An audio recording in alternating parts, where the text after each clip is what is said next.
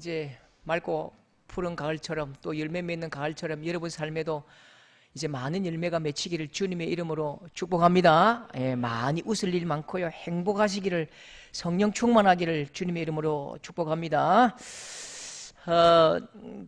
이제 저는 뭐 평생 경험해 보지 못할 일이 이제 사위 보는 그죠. 저는 아들만 둘이니까 사위도 한번 보고 싶은데, 근데 딸 바보 아빠들 보니까 사위들이 좋지 않다 하더라고요.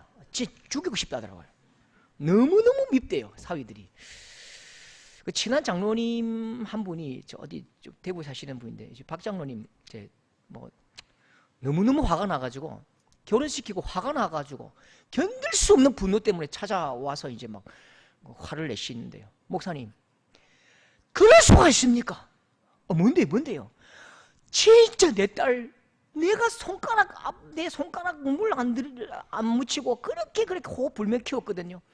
근데 그 딸이 내한테 그럴 줄 몰랐습니다.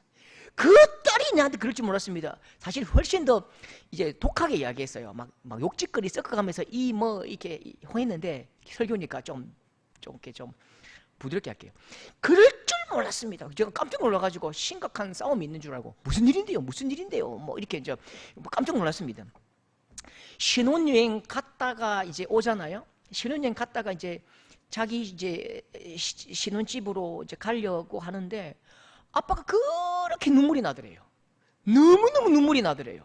이 마음이 막 북받치고 막 견딜 수 없는 눈물 때문에 화장실을 들락달락 했다가, 일부러 뭐 이렇게 막 좋은 생각했다가 혼자 막 쇼를 하는 거죠.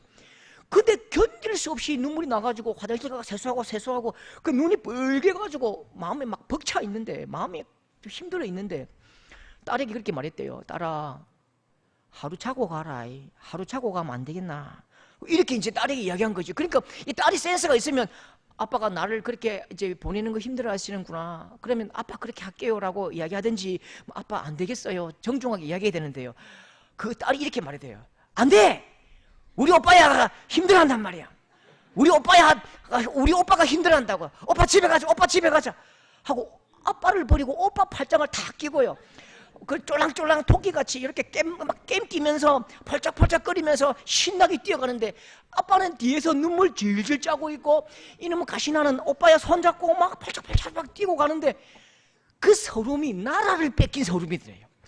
나라를 뺏긴 서름, 굉장히 그 분노가 치밀어 오르더래요. 딸들은 잘 기억해야 돼요. 서유라, 은서야, 아무리 오빠야가 좋아도 아빠 앞에서 오빠야 하고 발짱 끼고 가고, 이 깡총깡총 뛰다가는 이제 다리 부러지는 게라. 절대 그러면 안 돼. 이 사람이 센스가 있어야 돼요. 아무리 오빠가 좋아도 아빠 사랑해 하고, 아빠 고생했어 안아주고 가든지, 이렇게 좀 아빠의 마음을 풀어주고 가야죠. 그렇게 안 하는 우리 은서와 서율이 되기를 주님의 이름으로 축복합니다. 그뿐만 아니라 나이 든 우리 딸들도 아빠를 서운하게 하면 안 돼요. 아빠를 서운하게 하면 안 돼요. 그날 이제 이게 장로님이 너무 서운하니까요, 이 남자들도 삐지거든요. 남자도 확실히 삐져버리면 진짜 독하게 삐집니다. 그날 이후로 1년 동안 딸한테 딱 삐졌는데 안 풀리더래요. 어떻게 이제 이게 삐지면 삐진 행동을 하잖아요. 이 나이가 드니까 막 화를 낼 수 없으니까 삐진 행동을 한다고요. 그러니까 뒤끝이 있는 거죠.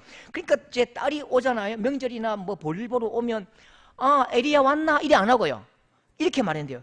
에리야 왔나? 이렇게 안 하고, 이제 너가 김서방은 이렇게 묻잖아요. 그렇게 묻지 않고, 너가 오빠야는 이렇게 묻대요. 너가 오빠야 왔나?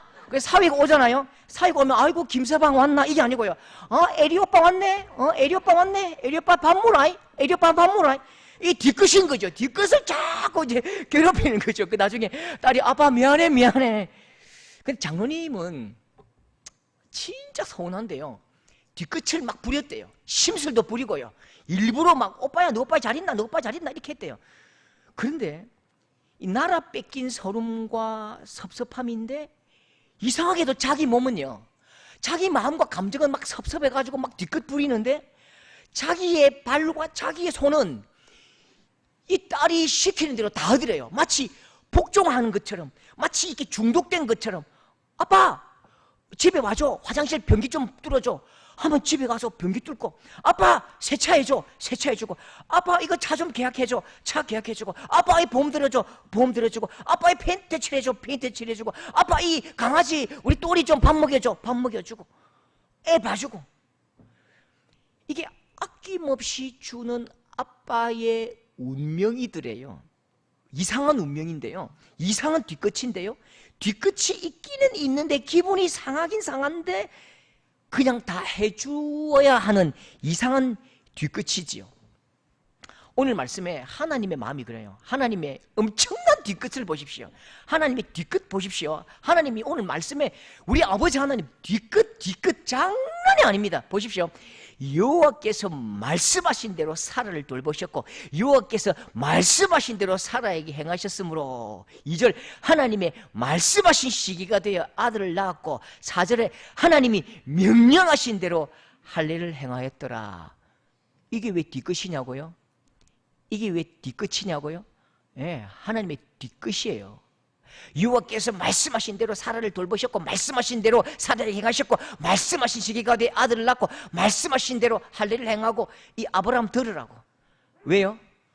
아브라함이 내 생각대로, 아브라함의 계획대로 열심히 노졌다가 안 되니까 아브라함도 비웃고 사라도 비웃고 하갈 드리고 에베네셀 양자 삼고 바로에게 갔다가 아비멜렉에게 갔다가 온갖 자기 혼자서 그냥 막 노졌다가 그렇게 살아왔다고요. 아브라함 인생이 출렁다리 인생입니다. 출렁대는 무슨 가슴도 아니고 출렁대는 거죠. 아브라함의 이 출렁다리 인생 왔다 갔다가 올랐다 내렸다 이 아브라함의 그 인생을 붙들고요, 절대로 놓지 않고 여기까지 오셨다고요. 그리고 드디어 때가 될 때에 하나님의 약속의 말씀이 성취되고 이삭이 태어납니다. 아마 하나님께서 땀을 닦으시면서 그 퍼덕퍼덕거리면서 출렁대는 그 아브라함의 모가지를 딱 들어지고, 아이고 이놈의 새끼 내가 데리고 온다고 시급했네, 혼났네. 그렇게 아마 하나님께서 언약의 열매를 이 아브라함에게 내미셨을 것입니다. 오늘 읽은 말씀에요, 퍼덕퍼덕거리면서 자기 인생을 살아온 아브라함을 놀리신다고요. 아브라함을 놀리신다고요. 뒤끝 장렬입니다. 여호와께서 말씀하신 대로 사라를 돌보셨고, 말씀하신 대로 사라에 행하셨고, 말씀하신 시기가 되어 아들을 낳고 말씀대로 할례를 행하고. 여러분, 그런데 보십시오. 원래 사람의 뒤끝은 이익을 뺏는 것입니다. 사람의 뒤끝은 그에게 갈 복을 내가 강탈합니다. 물을 막아버리고 문을 닫아버립니다. 그런데 똑같이 여러분, 오늘 하나님은 우리 아버지십니다. 아빠의 운명이지요. 하나님 아빠는 속이 문드러지고 속이 썩어 나가도 아브라함 내 아들에게 주시는 복은 마이너스가 없는 거지요. 하나님 자기 속은 상해도 우리에게 주시는 복에는 마이너스가 없다고요. 그냥 아버지 하나님은 속상하고 말지요. 하나님은 절대로 마이너스를 주시지 아니하시고 나누게 하지 않으신다고요.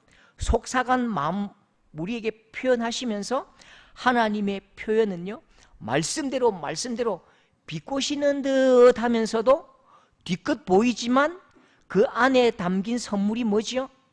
사라를 돌보셨고, 사라에게 행하셨고, 아들을 낳았고, 할례를 행하였더라. 하나님은 주셨습니다. 이게 오늘 하느님 말씀의 핵심이라고요. 하나님께서 이 아브라함 인생을 보시면서 너 마이너스 5점이야, 너 마이너스 10점이야, 너 B야, C야, D야, 너 F야, 네 낙점이야, 이렇게 말씀하지 않으시고 A 플러스 딱 주시고, 어이구 답답해라, 그냥 모가지를 끌고 가시면서 그 하나님께서 아브라함에게 주신 복은 하나도 빼지 않으시고 줄 것 다 챙겨주시고 다 부어주시고 다 먹여주시고 다 입혀주신다. 그게 우리 하나님 아버지시다. 이게 오늘 하나님 말씀의 핵심이지요. 제 인생의 가장 중요한 장면 하나 여러분들에게 이 말씀드린 기억이 나는데요. 이 장면입니다. 평생 기억 남는 장면입니다. 이게 우리가 마산에서 이렇게 우리 시골로 올 때에 그 차를 놓치면 어떻게든지 차를 타고 내서업 IC 있잖아요. 내서 IC까지 옵니다. 거기서 우리 시골까지 가야 되는데 차가 없으니까요. 지나가는 차는 그냥 막 손을 드는 거죠. 손을 막 듭니다. 손을 들면 저 차가 이제 딱 태워주거든요. 그러니까 이제 태워주면 다들 이제 포개서 저 뒤에 안에는 자리가 없으니까 뒤에 그 짐 실는데 그냥 주저앉는다고요. 근데 한 아주머니가 머리에 이렇게 보찜을 쥐고 마산 부림시장에서 장을 보고 이리 왔는데 큰 보찜을 쥐고 이렇게 딱 잡고 안 놓는 거예요. 이걸 안 놓는 거죠. 안 놓습니다. 그러니까 아저씨가 창문을 열고 아지매 짐 내려놓어서 아지매 짐 좀 내려놓어서. 아지매가 좀 대단한 이야기합니다. 아이고 어째 짐까지 신세집니까? 아이고 아저씨요 어째 내가 양심이 있지 짐까지 신세를 지겠는겨 하고 끝까지 이 짐을 잘 짊어지고 이렇게 한다고. 흔들흔들 불안불안 출렁출렁 흔들흔들 불안불안 출렁출렁 해가지고 그 출현까지 이제 가는 거죠. 하나님께서 이 말씀을 하시고 언약을 베푸시고 언약의 기차를 출발시키십니다. 그 위에 우리가 타고 있다고요. 하나님께서 운전해 가시는데 하나님의 말씀 열차에 우리가 타고 있다고요. 우리의 짐도 짊어지고 마음의 아픔도 짊어지고 탔는데 그러면 내려놓아야지요. 짐도 내려놓고 몸도 내려놓고 마음도 내려놓고 생각도 내려놓으면 뭐가 보이냐면 자연이 보이고 시원한 바람도 보이고 지나가는 사람의 얼굴도 보인다고요. 드라이브죠. 하나님과 함께한 드라이브. 인생이 드라이브라고. 아주 신나요. 찬바람을 맞으면서 가을 하늘도 보고.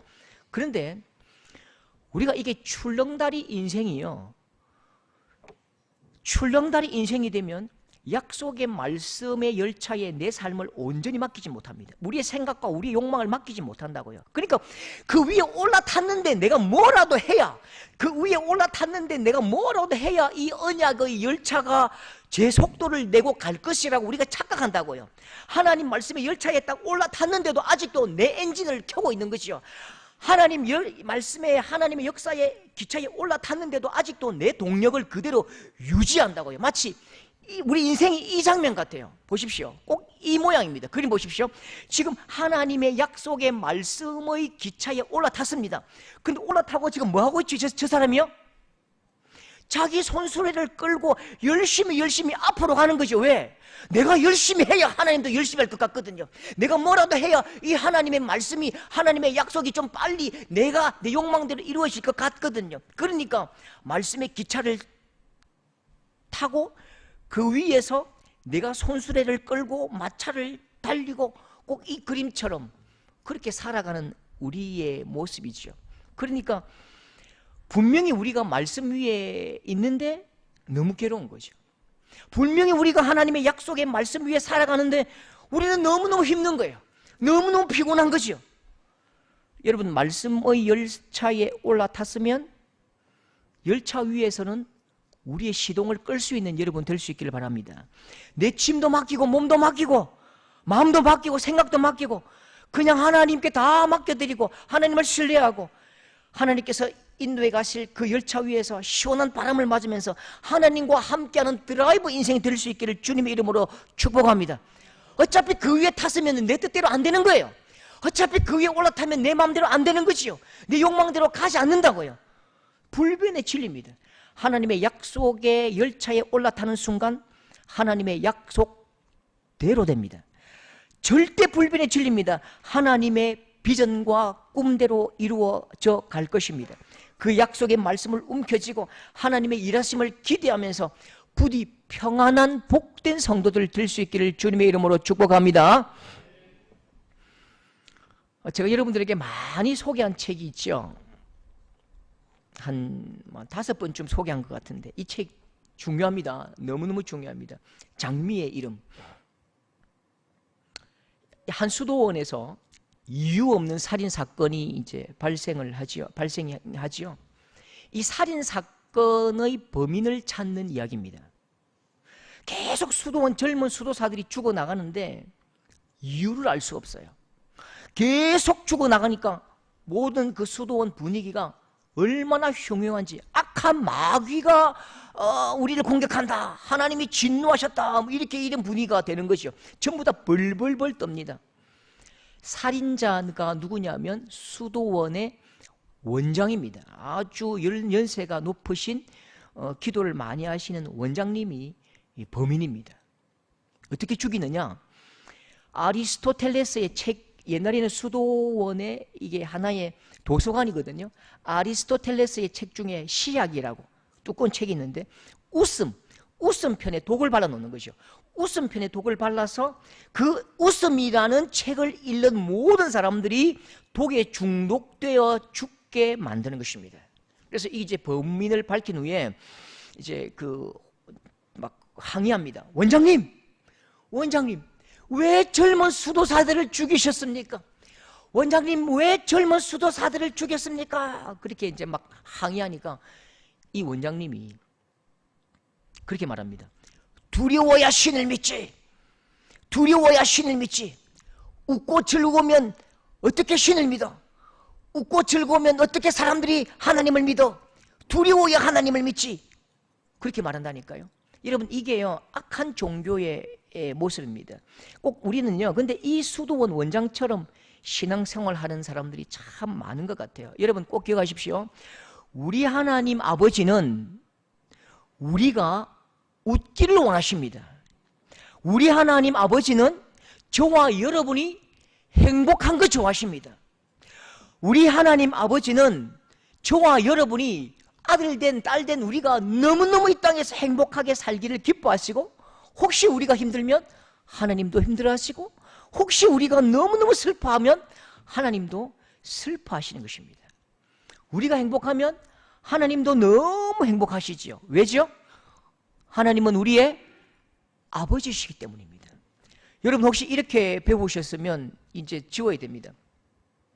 웃고 교회 와가지고 시덥지 않은 이야기하고 매일 깔깔거리고 막 웃고 떠들고 펄쩍펄쩍 뛰고 그 경박한 거야. 거룩하게 엄숙하게 근엄하게 예배드리고 웃지 마. 그래야 하나님 기뻐하시지. 웃고 떠들고 깔깔거리는 건 경박한 거야. 질나선 거야. 이건 우리가 믿는 예수 신앙이 아닙니다. 이건 어떤 종교지요? 유교지요. 유교지요. 두려워야 신을 믿지. 그건 다른 종교지요. 여러분, 하나님의 감정과 하나님의 정서를 경험한 일이 있습니까? 하나님은 인격적인 분이시기 때문에 감정과 정서가 있어요. 하나님은 감정이 풍부한 분이십니다. 여러분, 이런 점에서 우리 이제 이 경상도 남성들은 하나님을 닮기가 조금 어려워요. 우리 경상도 출신 남성들이 하나님을 이렇게 닮기가 조금 어려운 경향이 있다니까요. 여러분 혹시 여러분 남편에게 이렇게 꼭 말씀하십시오. 여러분 남편이 여러분의 가족이 하나님 닮았느냐? 그러면 어떻게 보면 아냐면 감정이 풍부하고 칭찬 잘하고 격려를 잘하고 박수를 잘 치고 이게 감탄사가 많은 사람이 하나님 닮은 것입니다. 막 행주 짜듯이 막 얼굴 짜고 징징대고 짜증내고 투박하게 말하는 그 사람은 하나님 닮지 않은 것이요. 우리 그렇잖아요. 이제 김창옥 교수님 그 강의들을 보면요, 경상도 사람들 참 하나님 닮지 못한 게요. 아내가 두 벌 옷을 손에 들고 묻는데요. 아내가 원피스 두 벌을 손에 들고, 여보, 이 보라색 원피스가 예뻐. 이 보라색 원피스가 예뻐. 이 노란색 원피스가 예뻐. 이러면 경상도 남자들 어떻게 하죠? 그게 네 몸에 맞다고 생각하나? 그게 네 몸에 맞다고 생각하나?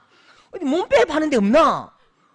굉장히 이제 이게 하나님 닮지 못한 거죠. 서울 분들, 우리 저 수도권 계신 분들은 이 감정이 풍부하니까요. 이미 두 개 딱 들은 순간 이미 두 손가락을 들고 엄지척입니다. 이 감탄사거든요. 보라색 원피스 입으면 이게 이제 네가 너무 세련돼 보이고, 노란색 원피스 입으면 네가 참 어려 보일 것 같다. 노란색 원피스 보이면 전지현이고, 보라색 원피스 입으면 네가 한가인이다. 야, 둘 다 사라. 오빠 계산해 줄게. 자, 카드 자. 이게 이제 하나님 닮은 거죠. 여러분도 꼭 오늘이나 내일 백화점에 가셔서 여러분 남편이 하나님 닮았는지 사탄 마귀 닮았는지 시험해 보시기를 주님의 이름으로 바랍니다. 예. 여러분, 하나님은 감정이 풍부하시다니까요. 감정은 나쁜 게 아니고요. 감정은 하나님의 정서입니다. 감정이 건강한 사람이 하나님 닮은 것이요. 정서가 건강한 사람이 하나님을 닮은 것입니다. 하나님의 감정 보십시오. 창세기 1장 31절에 우리 같이 한번 읽어볼까요? 시작. 하나님이 지으신 그 모든 것을 보시니 보시기에 심히 좋았다. 예, 우리 경상도처럼 읽었어요. 이걸 사실요 이렇게 읽어야 돼요. 하나님이 지으신 그 모든 것을 보시니 보시기에 심히 좋았더라. 엄청 좋았더라. 심히 좋았더라. 여러분, 우리를 보고 우리를 향하신 하나님의 감정은 기쁨과 웃음입니다. 여러분을 향해서 하나님께서 오늘 예배에 나오신 여러분을 보시면서 박수를 치시고 잘했다고, 잘 나왔다고, 너무너무 감사하다고, 너무 좋다고 하나님께서 그렇게 말씀하신다니까요. 하나님을 닮은, 가장 닮은 아담이 어떻게 표현하는지 보십시오. 여러분, 인생에 감탄사가 많은 사람이 진짜 행복한 사람입니다. 가장 불행한 사람이 누구냐면 부사가 많은 사람입니다. 내가 말이야, 내가 왕년에 이건 제일 불행한 사람이고요. 인생에 가장 행복한 사람은, 하나님 닮은 사람은 감탄사가 많은 사람입니다. 창세기 2장 23절, 하나님을 딱 닮은 아담이 얼마나 감탄사가 대단한지요. 같이 읽어볼까요? 시작. 아담이 이르되 뼈 중에 뼈요 살 중에 살이다. 야, 감탄사 보십시오. 하와가 오는데 이는 내 뼈 중에 뼈요 살 중에 살이라. 너무너무 이쁘고 너무너무 기쁘고 너무너무 좋고 너무너무 아름답고 너무너무 신나고 너무너무 행복하고 내가 별도 따주고 달도 따주고 다 따줄게, 뭐 이런 느낌으로 지금 내 살 중에 살이요 뼈 중에 뼈다. 그렇게 기뻐하는 것이요. 너무너무 행복한 것이요. 하나님 주신 은혜와 하나님 주신 사랑을 생각할 때마다, 하나님 주신 내게 주신 은혜를 생각할 때마다 감동과 감격으로 견딜 수가 없는 것입니다. 그런데 이 감격과 감동이 어느 순간에 바뀝니다. 하나님의 감정도 바뀌고 사람의 감정도 전부 다 바뀝니다. 창세기 3장 13절에 여호와 하나님이 이르시되 네가 어찌하여 이렇게 행하였느냐. 6장 6절 땅 위에 사람 지으셨음을 한탄하사 마음에 근심하시고, 이 감정을 담은 단어가 보이십니까? 가슴을 치면서 어찌하여, 발을 막 쾅 구르면서 한탄하시고 한숨 쉬시면서 마음에 근심하시고, 하나님께서 기뻐하시고 펄쩍펄쩍 뛰시고 즐거워하시고 행복해 하시다가 어느 순간에 막 화를 내시고 짜증 내시고 한탄하시고 근심하시고. 언제요? 언제 이렇게 변하죠? 하나님의 말씀이 부정된 그 자리에, 하나님의 말씀이 거절된 자리에 하나님의 감정이 바뀌고 하나님의 탄식이 있고 사람들이 슬퍼하고 사람들이 미워한다고요. 하나님의 언약의 말씀이 거절되고 말씀이 포기되고 말씀을 미워하고 말씀을 쓰레기통에 던져 넣을 때에 모든 하나님과 사람 사이에 벽이 생기고 미움이 생기고 증오가 생기고 한숨이 생기고 고통이 생기는 것입니다. 여러분, 사람의 인생에 웃음이 터지는 날이 있고 한숨이 터지는 날이 있어요. 아브라함의 인생을 보십시오. 아브라함의 인생 웅덩이를 보면 아브라함의 인생 웅덩이에 한숨이 터질 때가 있어요. 창세기 21장 11절 보십시오. 아브라함이 얼마나 고통과 근심과 한숨이 터지느냐. 아브라함이 어떻게 했다고요? 매우 근심했대요. 감정이 상해서 견딜 수가 없는 것이요. 언제요? 하나님께서 이 아브라함에게 말씀하셨거든요. 아브라함아, 네가 큰 민족을 이루고 네 민족을 통해서 온 세계가 복을 받을 것이고 너를 창대하게 할 것이다. 하나님께서 약속의 말씀을 주셨다고요.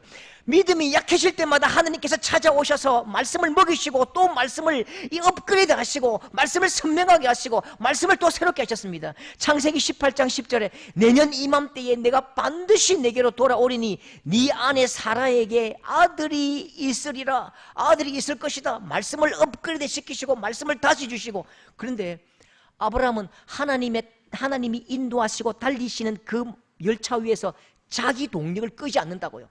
자기 손수레를 끄지 않고요, 자기 마음대로 자기 생각대로 살아버립니다. 창세기 18장 12절 사라가 웃고 이르되 내가 노사이었고 내 주인도 늙었으니. 17장 17절 아브라함이 엎드려 웃으며 마음속으로 이르되 100세 된 사람이 어찌 자식을 낳을까. 나는 노사였고 나는 안 되고 나는 불가능하고 100세 된 사람이 어떻게 아들을 낳을 것인가. 그렇게 자기 마음대로 살아간다고요. 자기 동력을 끄지 않는다고요. 말씀이 웃음거리가 되고 말씀이 코미디가 되어서 여러분 어떤 열매를 맺는지 보십시오. 여러분 잘 지켜야 됩니다. 내가 믿은 말씀도 열매를 맺고요. 반대로 내가 버린 말씀도 열매를 맺어요. 내가 믿고 따라온 말씀도 열매를 맺지만 내가 포기하고 쓰레기통에 던져버린 그 말씀도 열매를 맺는데, 아브라함이 던져버리고 포기해버리고 미워하고 쓰레기통에 던져버린 그 말씀이 악한 열매를 맺는데, 창세기 16장 15절 하갈이 아브라함의 아들을 낳음에 이스마엘이라 하였더라. 그래서요 아브라함이 그의 아들로 말미암아 뭐라고요? 매우 근심이 되었다. 인생의 큰 근심과 염려와 걱정과 한탄이 언제 악한 열매, 언제 악취나는 열매가 맺힌다고요? 말씀이 거절되고 내가 말씀을 밀어내고 부정한 그 말씀의 자리에 악한 열매가 맺히고 안타까운 열매가 맺히는데, 그 열매가 지금까지도 이스라엘과 가자 지구의 폭동과 미움과 증오와 살인과 살육과 굶주림과 그 절망의 열매가 아직도 거기에 멈추어 있고 열매 맺고 있는 것입니다. 아직도 지금도 그 땅에 통곡과 눈물이 솟아난다고요. 여러분, 근데 오늘 말씀해 보면 아브라함과 사라의 감정이 바뀝니다.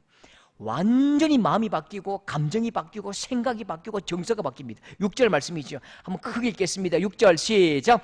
사라가 이르되 하나님이 나를 웃게 하시니 듣는 자가 다 나와 함께 웃으리로다. 예, 드디어 사라가 크게 웃어요. 사람들이 웃고 이웃도 웃고 산도 웃고 바다도 웃고 종도 웃고 말도 웃고 나귀도 웃고. 여러분, 이 웃음은 크게 웃는 것입니다. 배꼽을 잡고 웃는 것이죠. 20년 세월 동안 사라가 웃은 일이 있습니까? 자기의 동력을 끄지 않을 때에 질질 끌려가고 하나님의 말씀과 자기 인생에 엇나어긋질 때예요.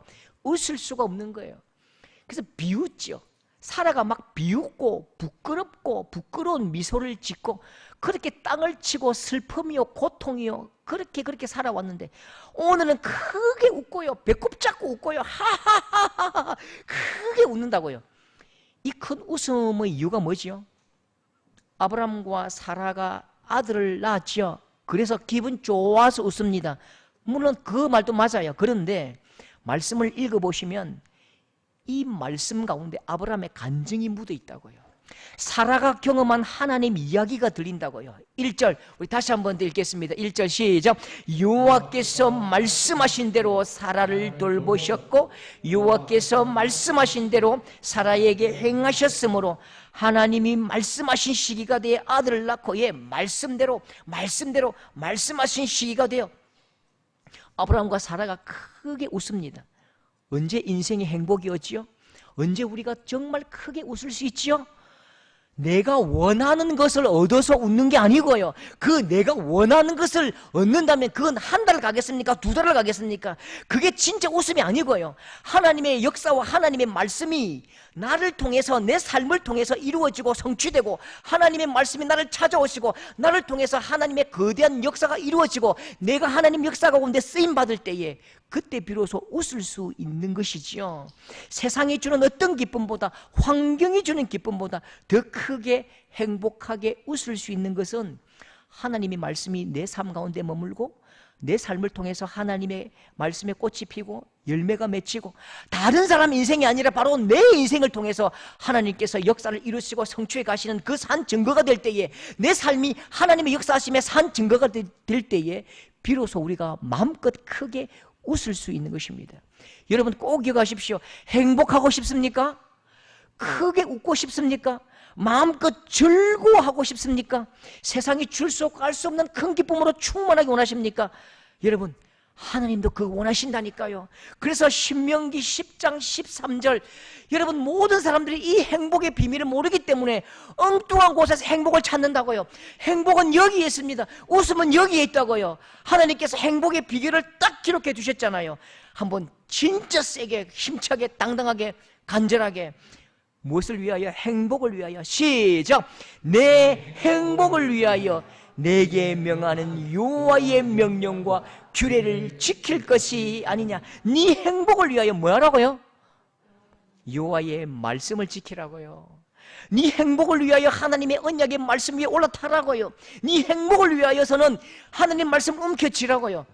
행복을 위하여 이 땅 많은 사람들이 공부를 열심히 하라, 행복을 위하여 좋은 대학에 가라, 행복을 위하여 결혼을 잘하라, 천만의 말씀. 그건 네가 소유하고 가진 것은 1년을 가지 못하고 2년을 가지 못하고 10년 안에 딱 그냥 아무것도 아닌 것이 된다고요. 우리 마음속에 영원한 것, 그건 하나님의 말씀입니다. 하나님께서 우리 삶 가운데 행하시고 나를 통해 이루실 그 놀라운 하나님의 역사만이 우리를 진짜 웃게 할 수 있다고요. 하나님은 우리에게 행복하라고 말씀하셨습니다.